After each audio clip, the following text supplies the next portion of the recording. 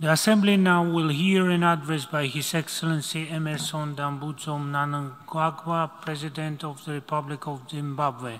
I request protocol to escort His Excellency.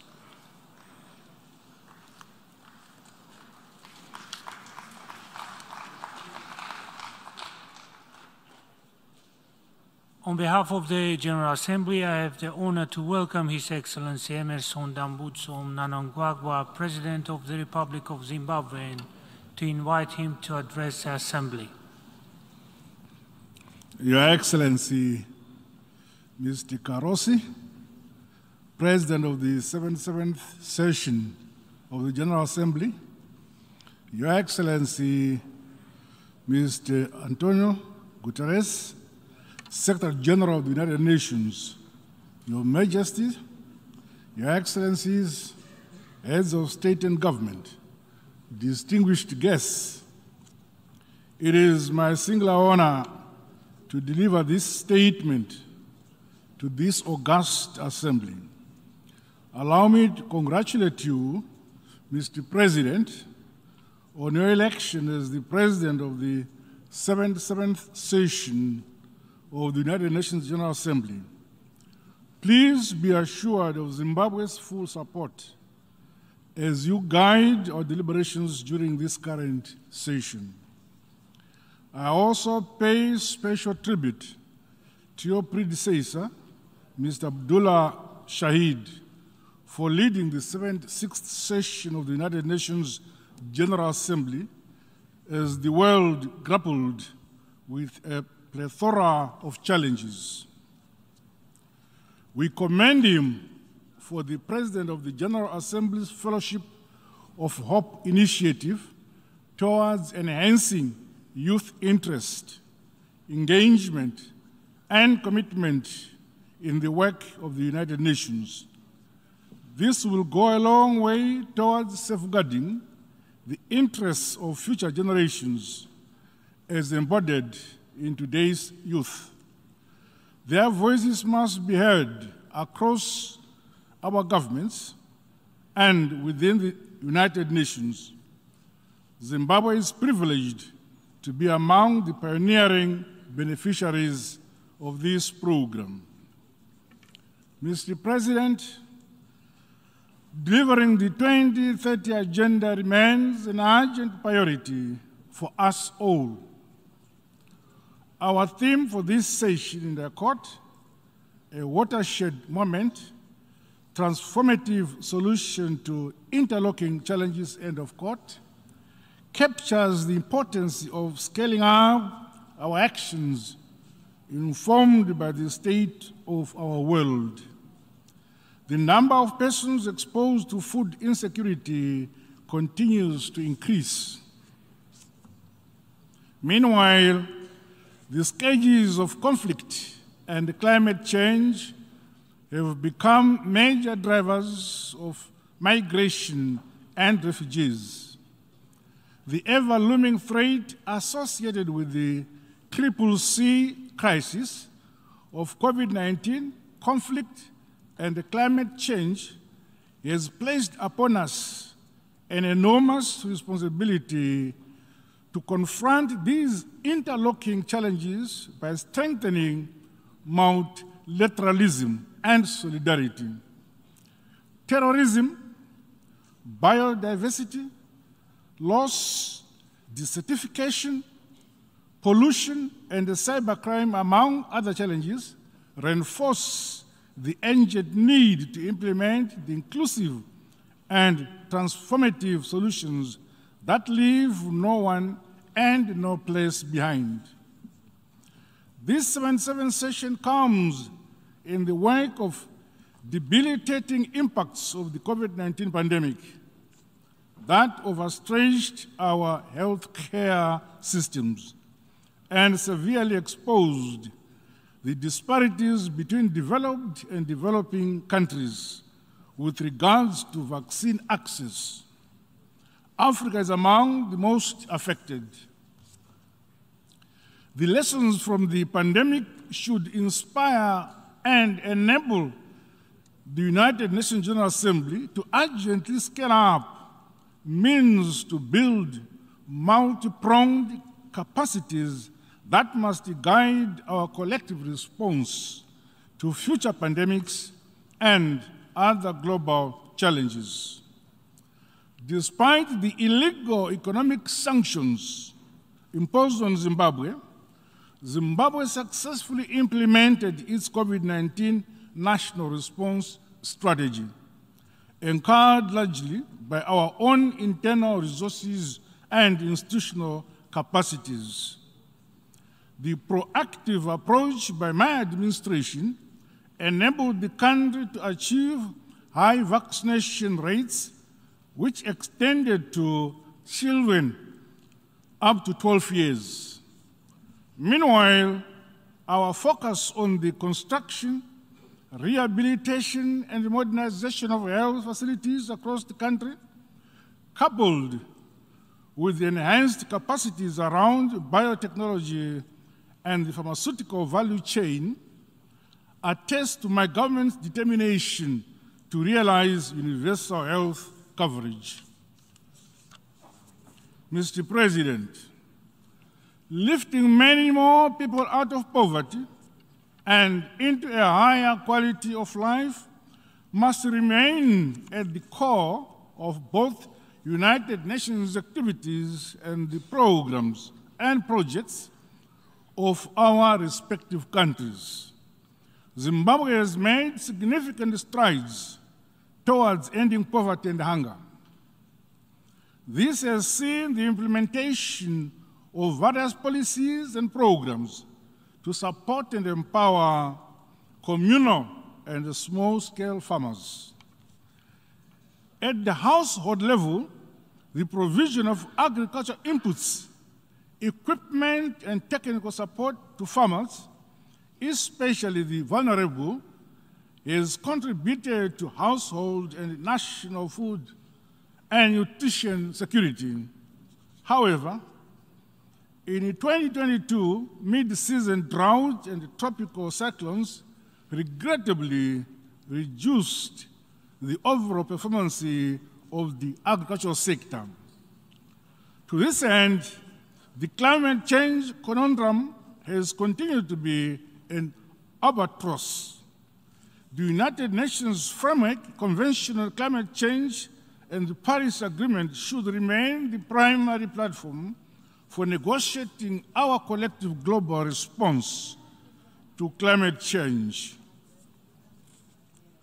All measures taken to achieve the targets and commitments set under the Paris Agreement have to be implemented. Furthermore, the principle of common but differentiated responsibilities and respective capabilities in light of the different national circumstances must also be reflected. Financing for climate change has remained inadequate, leaving the scope for effective and just transition to renewable energy among developing countries under serious threat. It is our hope that at COP27 in Egypt later this year, the developed countries will deliver more concrete action on climate change, not just for mitigation targets, but also in relation to adaptation, loss and damage, climate-specific finance, technology transfer, and capacity building. In our case, Zimbabwe is making concerted and deliberate efforts to integrate climate action into our national policies, strategies, and planning. This includes strengthening resilience and adaptive capacity of the most vulnerable in our society. Additionally, my government is implementing an ambitious program to increase the number of dams for irrigation. The program is expected to create green belts across the country as we reduce dependency on rain-fed agricultural activities while enhancing export-led production and productivity. Our comprehensive agriculture transformation strategy is focused on increasing production and productivity across the agriculture spectrum. This was instrumental in our unprecedented realization of national wheat self-sufficiency, as well as increased exports in horticulture.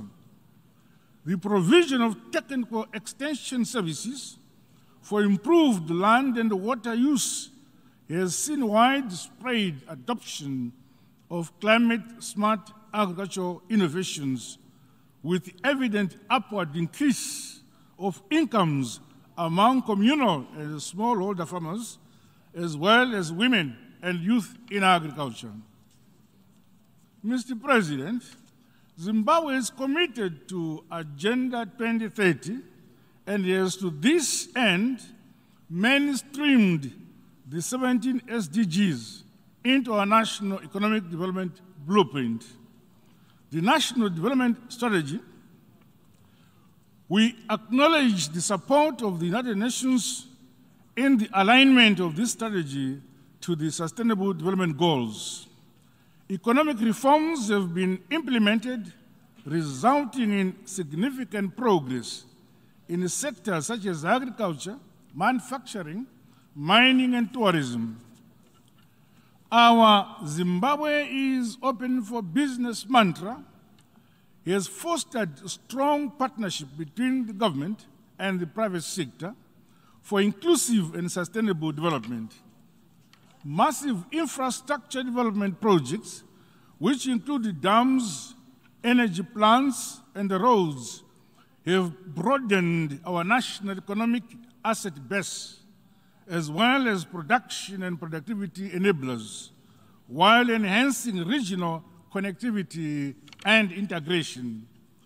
The current global financial architecture has demonstrated its inadequacies to address the challenges that confront us. Increasing and unsustainable debt burden, prohibitive cost of borrowing, illicit financial flows, and exploitation of natural resources from developing countries have all combined to relegate developing countries to the periphery of the global financial system. There is therefore need for a global financial system which is just, more inclusive, and responsive to the challenges we face. Equally, the international trade architecture under the World Trade Organization has remained largely exclusive and indifferent to the needs of developing countries. The African Continental Free Trade Area is thus expected to be the panacea for Africa to trade and stimulate economic growth and development. The AfCFTA must be complemented as we strive to improve production and trade in goods and services. Liberalization of services and the strengthening of competition policy and intellectual property rights, as well as the adoption of digital trade, should also be enhanced. Mr. President, education is a key driver of sustainable development with a direct impact on SDG 4, SDG 5 on gender equality, and SDG 17 on partnerships for the goals. Zimbabwe has embarked on reforms based on our heritage-based education 5.0 model, which emphasizes on science, technology, innovation, and industrialization. These are indeed necessary tools to leap forward the modernization and industrialization of our countries in the developing world. My government is equally providing quality, inclusive, and accessible education through the rollout of a phased free primary school education system. The Transforming Education Summit during this high-level week is a timely and a welcome development which should help revitalize the education sector, more so after COVID-19 induced disruptions. My country knows that more work needs to be done globally to close the gender gaps that are often aggravated in times of crisis. Opportunities are being created for all Zimbabweans, especially for women and the youth, to realize their individual and collective potential. Milestones have thus been achieved in the implementation of SDG 5 on gender equality, leading to expanded empowerment and employment opportunities for both the women and the youth. The proportional representation for women in Parliament is enshrined in the Constitution. Under my leadership, Zimbabwe has legislated reserved youth seats in the National Assembly. To further strengthen participatory democracy and good governance, my government has introduced a 30% quota for women in local authorities. This is more important as women bear the brunt of poor service delivery at the local level. The establishment of gender and youth focal desks within government ministries has helped to mainstream the issues of young people, particularly young women. Mr. President, sustainable socio-economic development is an indispensable imperative for the enjoyment of the fundamental rights of any people. The policy of devolution and decentralization has seen increased budgetary support directly to the local authorities. Communities right at the village, ward, and district levels are now making independent decisions and prioritizing their programs and projects informed by the most pressing needs at their level. This has seen the rapid construction of schools, clinics, water and sanitation infrastructure, and other social amenities in the most remote areas of Zimbabwe. In the same vein, my government is promoting heritage-based rural industrialization to guarantee improved livelihoods and incomes of all communities based on their respective unique natural resources endowments. Mr. President, Zimbabwe is modernizing, industrializing, based on our local resources and the human capital base. Inspired by the historic monument, the Great Zimbabwe, from which our country's name is derived, we are building our country brick by brick, stone upon stone, with the support of our friends and partners. As my government continues to entrench democracy, good governance, and the rule of law, we are committed to vibrant, competitive, and peaceful political contestations. Notwithstanding our success, the ongoing deleterious effects of the illegal sanctions continue to hamper and slow down our progress and the realization of sustainable and inclusive development. Zimbabwe is a peace-loving country. We remain indebted to the SADC region and the African Union, as well as other progressive members in the Committee of Nations, for their unwavering support and calls for the removal of these unwarranted and unjustified sanctions on Zimbabwe. We once again call for their immediate and unconditional removal. My country welcomes the findings of the United Nations Special Rapporteur on the negative impact of the unilateral coercive measures on the enjoyment of human rights who visited Zimbabwe in 2021. Mr. President, at the international level, Zimbabwe has adopted an engagement and re-engagement policy The policy is underpinned by the principles of mutual understanding and respect, cooperation, partnership, and shared values with other members of the international community. We desire to be a friend to all and an enemy to none.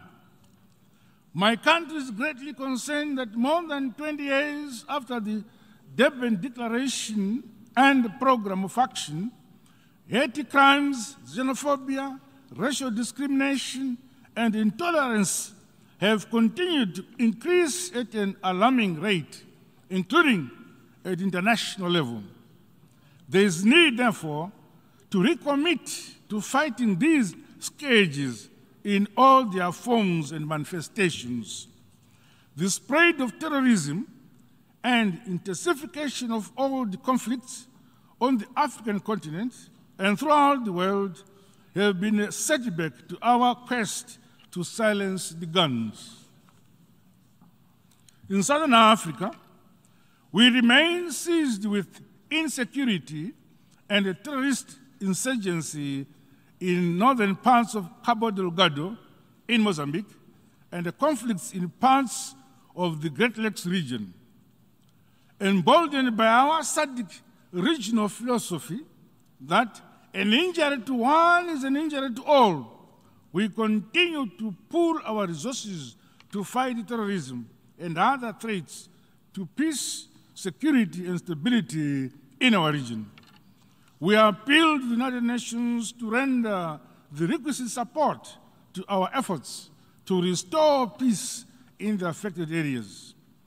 Zimbabwe stands committed to playing its part for the realization of peace and security within various United Nations, African Union and SADC peacekeeping and peace-building missions. The scale and gravity of our challenges today cannot be addressed through old structures and the old ways of doing business. Zimbabwe subscribes to the Ezulwini Consensus and the CITE Declaration as the sustainable approach to the reform of the United Nations Security Council. Mr. President, in conclusion, Zimbabwe reaffirms its commitment to the principles of the United Charter and the multilateralism in the resolution of the complex and intersecting challenges facing our world. The implementation of the inclusive 2030 agenda remains our biggest hope for the future we all want. There is indeed a more compelling case for enhanced solidarity, cooperation, and partnerships if we are to respond effectively to these challenges and ensure our collective survival. The United Nations should remain the beacon and a source of hope for the global citizenry. As leaders, we have a weighty burden and responsibility to make the United Nations deliver to the expectations of all the peoples of this world. I thank you for your kind attention. On behalf of the Assembly, I wish to thank the President of the Republic of Zimbabwe for the statement just made, and I request protocol to escort His Excellency.